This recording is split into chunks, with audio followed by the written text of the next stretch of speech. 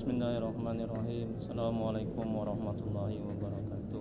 Waalaikumsalam warahmatullahi wabarakatuh. Alhamdulillahirabbil alamin wa bihi nasta'in ala umurid dunya waddin. Asyhadu an la ilaha illallah wahdahu la syarikalah wa asyhadu anna Muhammadan abduhu wa rasuluh. Allahumma shalli wa sallim wa barik ala sayyidina Muhammad abdika wa rasulika nabiyil ummi wa ala alihi washabihi ajma'in.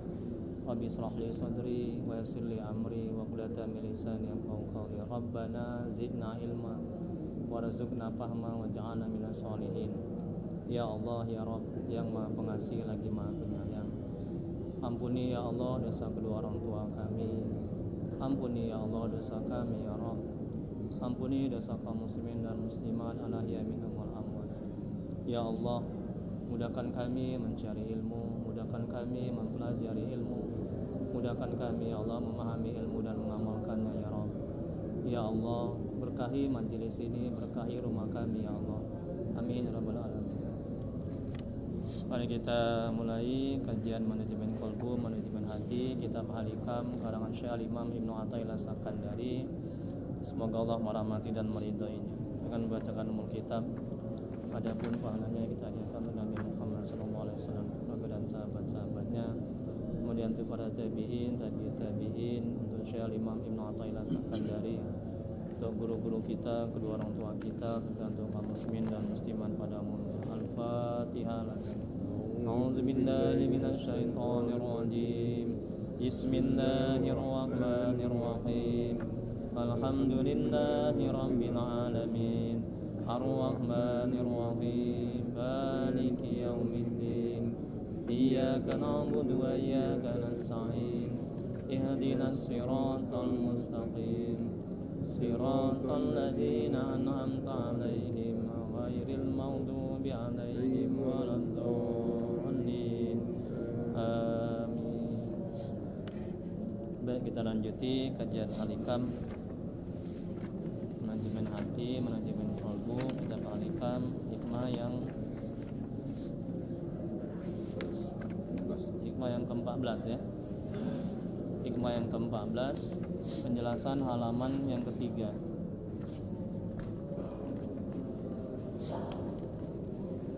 Jawabkan semuanya, hikmah ke-14, penjelasan halaman ketiga. Haji ya. Ya. Haji Harudin ya dapat hikmah yang ke-14, penjelasan yang ketiga.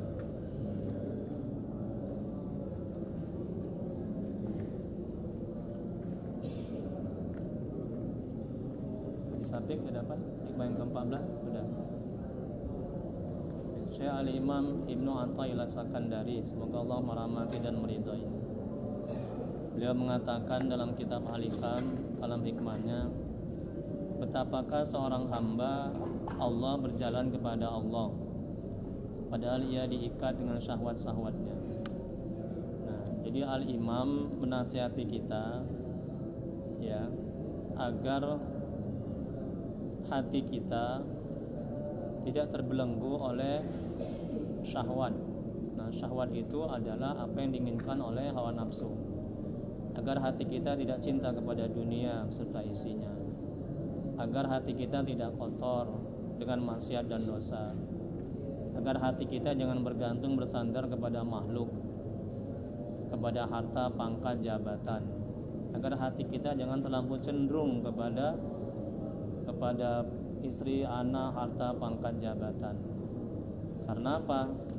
Setelah itu semua kita lakukan, maka hati kita sulit untuk mengenal Allah ya. Maka hati kita sulit untuk bisa merasakan kehadiran Allah, merasakan ditatap, diawasi oleh Allah. Maka hati kita sulit untuk bisa khusyuk dalam ibadah. Maka hati kita akan sulit untuk bisa bersabar. Kalau itu yang kita lakukan ya. Jadi hati kita harus terbebas selain kepada Allah. Artinya hati kita harus dipenuhi dengan Allah, harus dipenuhi dengan cinta kepada Allah, ingat kepada Allah, cinta kepada akhirat ya. Agar apa? Agar hati kita mudah untuk untuk menerima cahaya ma'rifatullah, cahaya tauhid, cahaya ihsan, cahaya iman, ya, dan cahaya-cahaya yang lainnya, agar hati kita mudah untuk menggerakkan ketaatan kepada Allah, ya. Kita lihat penjelasannya halaman 3. Syekh Al-Imam Ibnu Athaillah As-Sakandari, semoga Allah merahmati dan meridhoinya, mengatakan ibadah yang disertai hawa nafsu memang akan menjadi ringan dilakukan, sementara ibadah yang tidak disertai hawa nafsu akan menjadi sangat berat. Nah, contohnya apa? Seperti yang pernah saya contohkan, contoh ibadah yang disertai dengan hawa nafsu, ini nafsu lawamah dan nafsu amarah. Nah, contohnya ketika ada dua ketaatan yang bersamaan. Nah, sering saya ulang-ulang, di satu sisi panggilan azan, ya, di sisi lain kita mau wirid. Wirid itu hukumnya sunat, ya. Sedangkan memenuhi panggilan azan, sholat itu wajib. Nah, jadi nafsu itu ringan menjalankan wirid. Dan tadi kata imam ini, ibadah yang disertai nafsu akan menjadi ringan dilakukan. Wirid itu ringan itu, ya. Nah, sedangkan memenuhi panggilan azan yang wajib itu berat. Nah, jadi kalau ada dua ketaatan yang bersamaan, ya, kita ukur mana yang berat bagi nafsu, itu yang kita jalankan. Nah, di situ ada kebaikan. Sedangkan yang ringan bagi nafsu jangan dijalankan. Dan di situ ada keburukan. Banyak orang gara-gara wirid ada lontongnya, dia meninggalkan sholat yang wajib. Yang sunat dikerjakan, yang wajib ditinggalkan. Banyak di masyarakat seperti itu. Nah, itu nggak benar. Sini Pak Haji, sini Pak Haji, Bari. Depan. Udah juara ya? Depan, alhamdulillah. Saya senang saya, ya. Nggak sia-sia saya mengajari Al-Quran, ikut musabaqah tilaawatul Quran. Kagum saya, mudah-mudahan Pak Haji Pak Bahari juara, ya, dan berkah, ya, alhamdulillah. Iya, salut saya. Ya, selamat, ya. Jadi jangan usia Pak Haji Bahari, lansia. Iya. Enggak, kemarin kan minta izin, kan nggak ikut tadarus. Saya kira main-main gitu, kan sambil senyum dia gitu, sambil bercanda. Saya kira main bercanda. Rupanya tengok di WA grup, Masya Allah, tabarakallah, kagum. Di atas mimbar. Allahu Akbar. Dan saya doakan, ya Allah, mudah-mudahan diberkahi menjadi juara, ya. Iya. Kalaupun nggak juara pun nggak apa-apa. Yang penting udah ikut serta. Tengok Pak Haji wakil ketua itu udah mengapresiasi dia, Masya Allah. Nanti habis Pak Haji Bahari, Pak Haji Iwa ikut lomba kan? Waduh. Senang kali. Saya sebagai guru senang loh, jujur, ya. Jadi artinya kan nggak sia-sia gitu, ya. Alhamdulillah. Mudah-mudahan istiqomah Pak Haji Bahari, ya. Kapan pengumuman? Nanti malam ya. Nah, ya Allah, mudah-mudahan, ya Allah, Pak Haji Bahari menang. Amin lah Pak Haji, semua amin. Alhamdulillah. Begitu menang nanti bisa buka bersama. Insya Allah. Itu yang mau saya bilang di traktir.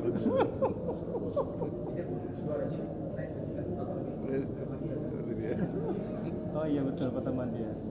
Alhamdulillah, selamat Pak Haji Bahari, ya. Senang saya, betul, jujur. Oke, jadi itu ya Pak Haji. Ya. Itu mendidik generasi muda itu. Yang tua aja ikut, apalagi yang muda. Kan harusnya juga malu sama yang tua, kan gitu, ya. Oke, kita lanjut, ya. Buka lah Pak Haji Bahari. Nah, hikmah yang ke-14, ya. Penjelasan yang ketiga. Nah, jadi gitu ya Pak Haji, ya. Jadi ibadah ini kata Al-Imam, ibadah yang disertai hawa nafsu memang akan menjadi ringan dilakukan. Sementara ibadah yang tidak disertai hawa nafsu akan menjadi sangat berat. Kemudian betapa beratnya ibadah yang dikerjakan tanpa dilihat orang. Itu berat itu. Kayak kita sholat sendiri di rumah, itu berat itu. Nah, tapi kalau di masjid, ya, yang sholat sunat, ya, terutama, ya, itu ringan karena dilihat orang. Oh, mantap ini takbirnya, ya kan, bacaannya ringan itu nafsu itu suka itu. Makanya Pak Haji, untuk melatih keikhlasan kita, perbanyak ibadah sunat yang tidak diketahui oleh orang lain. Kayak sholat tahajud di rumah, sholat qobliyah ba'diyah di rumah. Kan Nabi kan bilang, Rasulullah SAW bersabda, sebaik-baiknya sholat itu adalah di rumah. Sholat sunat, sebaik-baiknya sholat adalah di rumah. Itu sholat sunat ya. Nah, sedangkan sholat yang wajib itu sangat dianjurkan berjemaah di masjid ya. Kemudian kalau kita sedekah, usahakan itu. Makanya Rasulullah SAW bersabda, sedekah terang-terangan baik, udah. Sedekah yang sembunyi-sembunyi itu jauh lebih baik. Kenapa jauh lebih baik? Karena menimbulkan keikhlasan. Hanya kita sama dia itu yang tahu, sama Allah. Nah, itu. Jadi itu melatih keikhlasan ya. Berbanyak ibadah yang tidak diketahui oleh orang lain ya. Ini kan kata Al-Imam, betapa beratnya ibadah yang dikerjakan tanpa dilihat orang.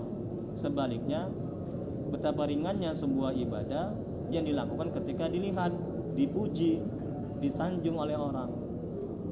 Makanya kalau ada orang yang ikhlas, coba dites dia. Misalnya ada orang yang ikhlas kan, coba dites. Bilang sama dia,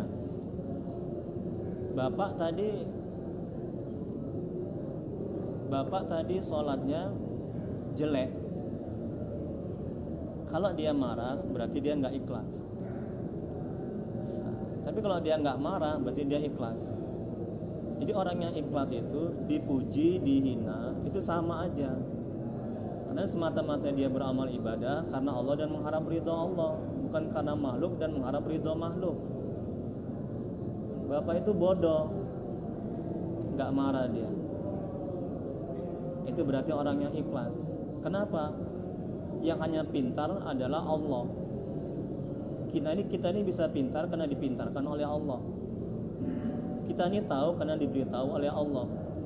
Kita ada ilmu karena Allah yang berikan. Kalau Allah nggak memberikan, kalau Allah tidak memintarkan, kita semuanya ini bodoh pada hakikatnya. Nah, jadi orang yang, makanya Siti Fatimah atau Siti Aisyah itu mengatakan, semoga Allah merahmati dan meridhai mereka berdua, orang yang jahat adalah orang yang merasa baik, sedangkan orang yang baik adalah orang yang merasa jahat. Jadi kalau yang merasa baik semuanya dialah orang yang buruk, dan orang yang merasa buruk semuanya dialah orang yang baik. Nah, itu kata Siti Fatimah atau Aisyah, saya nggak ingat itu. Jadi kita jangan merasa baik, jangan merasa hebat, jangan merasa pintar, karena semuanya itu adalah milik Allah, punya Allah. Allah yang menganugerahkan, Allah yang mengkaruniakan, ya Allah yang menghendaki. Dan pada hakikatnya itu ciptaan Allah dan perbuatan Allah. Kita hanya sebagai tempat sandaran perbuatan Allah. Ya.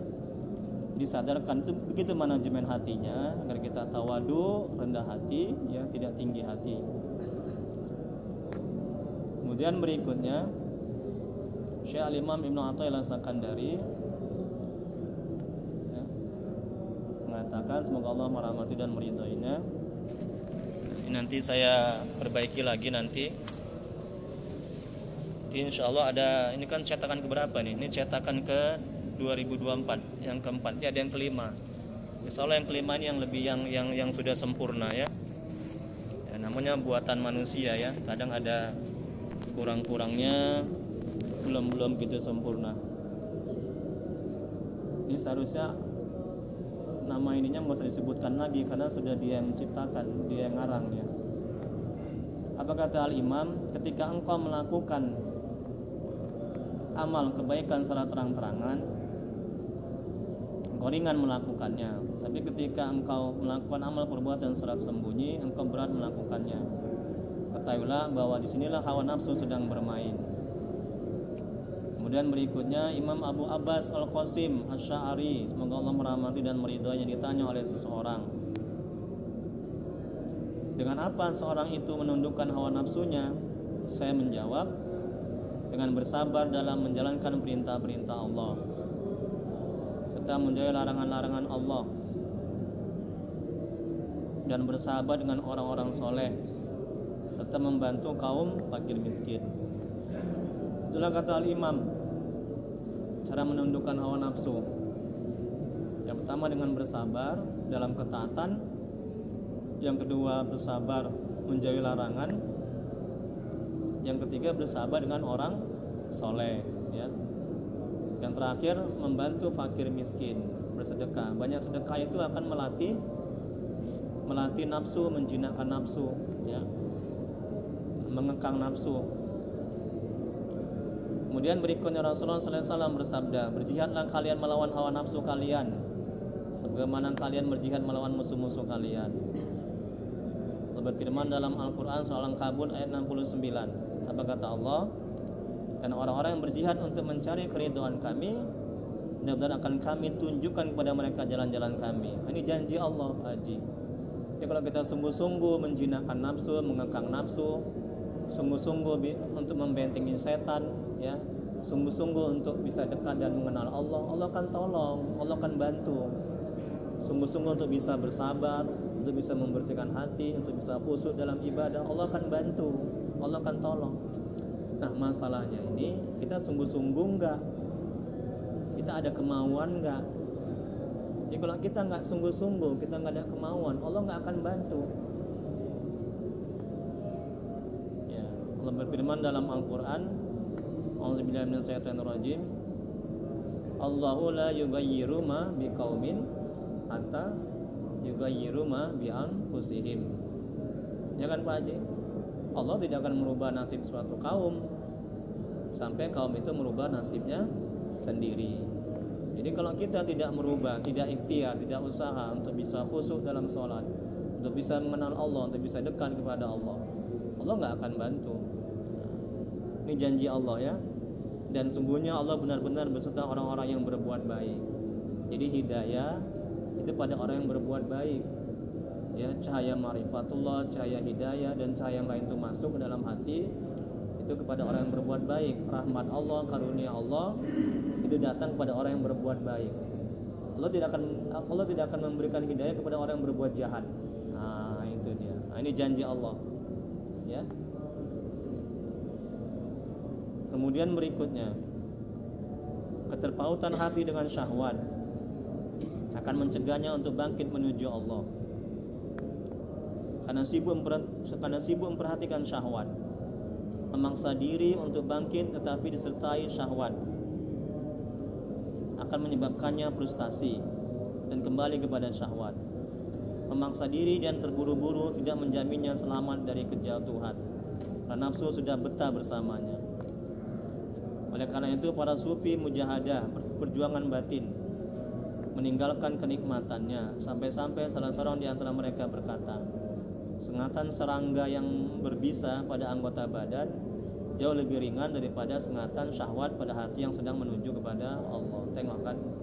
Jadi hati, ya, yang terbelenggu, yang menempel, ya, syahwat di hati itu, ya, keinginan-keinginan yang buruk pada hati, maka susah untuk bisa khusyuk dalam sholat, bisa bersabar, bisa dekat kepada Allah, bisa taat kepada Allah, ya. Kemudian Syekh Jarruk, semoga Allah merahmati dan meridainya, berkata, menurutku berkaitan dengan hal ini, ketergantungan hati karena mencari syahwat terjadi karena ia belum mendapatkannya. Jika ia telah mendapatkannya, maka ketergantungan itu tidak akan terjadi karena tidak ada lagi tuntutan hati kepadanya. Ini kata Syekh Jarruk, ya. Jadi ketika hati sudah mengenal Allah, hati sudah bersih, hati sudah dekat kepada Allah, maka hati tidak akan lagi bergantung kepada syahwat, ya. Bisa syahwat, ya, syahwat dunia serta isinya. Kemudian berikutnya berkata ahli tasawuf, sengatan beberapa ekor kala atas tubuh-tubuh yang luka lebih enteng dari sengatan syahwat-syahwat atas hati yang menghadap kepada Allah. Nah, ini sangat ini kali, apa namanya, kalau hati seseorang itu sudah diliputi dengan dengan syahwat ya, syahwat kemaluan, syahwat perut, syahwat kemaluan, nauzubillah berzina, syahwat perut banyak makan ya, kemudian syahwat lisan banyak cakap, itu hati itu akan ya akan sulit untuk bisa bersih, untuk bisa berzikir dengan baik, ibadah dengan baik ya. Baik, sebelum dilanjuti ada mungkin yang perlu ditanyakan? Nggak ada, selanjutnya ya, halaman 4 yang terakhir ini ya, ini sampai 4 ini hikmah yang ke-14. Wahyu Allah kepada Nabi Daud alaihissalam, hendaklah engkau berikan peringatan kepada kaum engkau tentang bahaya seluruh syahwat, karena segala hati hamba Allah yang bergantung dengan segala syahwat keduniaan, berarti akal orangnya terdinding, lagi jauh daripadaku, kata Allah. Nah, orang yang hatinya terbelenggu, hatinya penuh dengan syahwat ya, keinginan-keinginan nafsu, maka akalnya itu akan terdinding dari mengenal ciptaan Allah, melihat ciptaan Allah. Nah, akalnya itu akan berpikir yang buruk-buruk, akan berpikir yang tidak baik. Kemudian berikutnya maksudnya bahwa syahwat apapun saja bentuknya, apabila telah terikat dalam hati, maka ia mempengaruhi pada akal seseorang. Berarti akalnya mengikuti kehendak hatinya yang telah terbalut dengan ikatan-ikatan syahwat. Pada waktu itu terdindinglah antara akal dan Allah, sehingga akal tidak dapat meningkatkan ma'rifatnya kepada Allah. Perjalanan menuju kepada Allah hanya bisa dilakukan dengan memutus nafsu dan syahwat, bukan dengan menuruti nafsu dan syahwat. Pertemuan dengan Allah hanya bisa terjadi pada hati bila hati telah suci. Hati yang masih belum suci atau masih kotor oleh kelalaian akan menghalangi pertemuan dengan Allah. Kemampuan menguasai ilmu dan mengetahui detail-detail rahasia hanya bisa didapat melalui ketakwaan, bukan dengan keinginan yang besar untuk selalu melakukan maksiat. Berfirman dalam Al-Quran Surah Al-Baqarah 282, dan bertakwalah kepada Allah, niscaya Allah akan mengajarkanmu, dan Allah Maha mengetahui segala sesuatu. Dan Rasulullah SAW bersabda, barang siapa yang mengamalkan apa yang telah diketahui, maka Allah akan mengajarkan kepadamu segala hajat kebutuhan. Maka kalam hikmah ini menjelaskan kepada kita bahwa apabila seorang hamba masih terikat dengan ikatan-ikatan hawa nafsu dan syahwat hatinya, maka akan sulit untuk bisa berjalan kepada Allah, sulit untuk bisa beramal ibadah, sulit untuk bisa mengenal Allah, sulit untuk bisa dekat kepada Allah. Dan syahwat itu ialah segala hal yang diinginkan oleh nafsu dan menjadi kecenderungannya ya. Jadi kalam hikmahnya yang ke-14 ini, Syekh Al-Imam Ibnu Athaillah Sakandari, semoga Allah merahmati dan meridainya, mengatakan betapakah seorang hamba Allah berjalan kepada Allah padahal ia diikat dengan syahwat-syahwatnya. Jadi seseorang akan sulit untuk bisa beramal ibadah, sulit untuk bisa dekat mengenal Allah, sulit untuk bisa membersihkan hatinya dari penyakit-penyakit hati. Nah, bila hatinya dipenuhi dengan keinginan-keinginan hawa nafsu ya. Nafsu yang buruk terutama ya, nafsu ammarah dan nafsu lawamah. Tapi kalau hati itu diisi dengan nafsu mutmainnah ya, nafsu yang baik itu ya, maka hati itu akan menggerakkan anggota tubuh melakukan yang baik-baik. Maka hati itu akan bisa mengenal Allah. Maka Allah akan menganugerahkan cahaya ma'rifatullahnya, cahaya tauhidnya dan cahaya-cahaya yang lainnya ke dalam hati yang diisi dengan nafsu mutmainnah ya. Ya ayyatuhal nafsul mutmainnah irji'i ila rabbiki radiyatan mardiyah wadkhuli li ibadati wadkhuli jannati. Wallahu a'lam. Hanya Allah yang Maha mengetahui. Silakan Pak Haji, mungkin ada tambahan-tambahan atau pertanyaan yang perlu didiskusikan sebelum kita masuk hikmah yang ke-15.